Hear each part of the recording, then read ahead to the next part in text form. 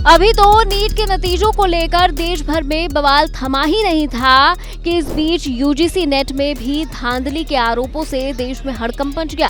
हालांकि छात्रों के आक्रोश के बीच यूजीसी नेट की परीक्षा रद्द कर दी गई है।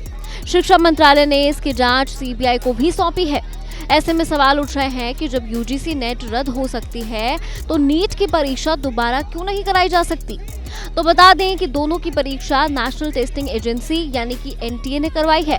18 जून को हुई यूजीसी नेट को गड़बड़ी के चलते रद्द कर दिया गया था, जबकि 4 जून को आए नीट के रिजल्ट में धांधली के आरोप लगे हैं, जिसका मामला कोर्ट में विचाराधीन है।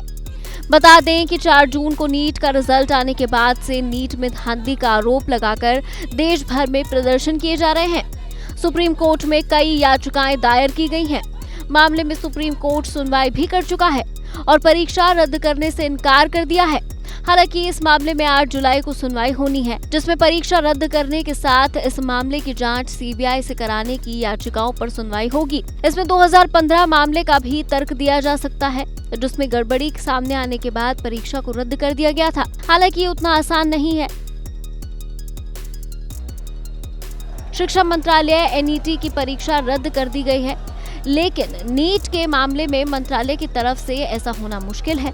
इसका सबसे पहला कारण परीक्षा का लोड है। दरअसल नेट के लिए रजिस्ट्रेशन करवाने वालों की संख्या 11 लाख थी, जबकि नीट की परीक्षा 24 लाख अभ्यर्थियों ने दी थी।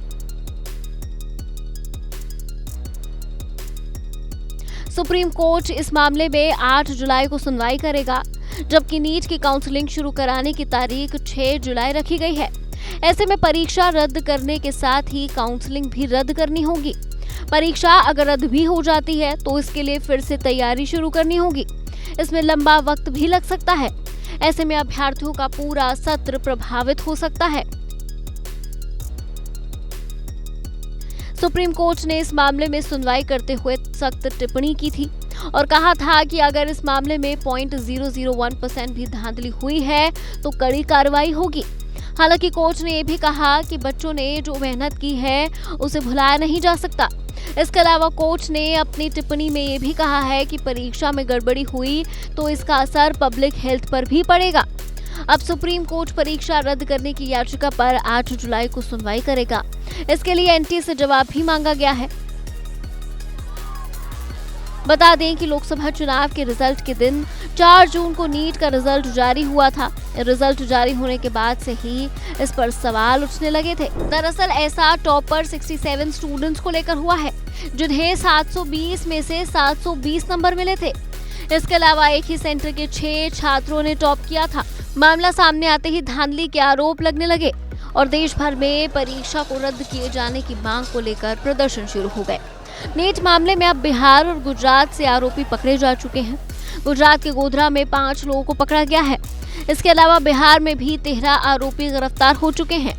अभी तक की जांच में सामने आया है कि पटना में व्हाट्सएप के जरिए नीट का प्रश्न पत्र भेजा गया था।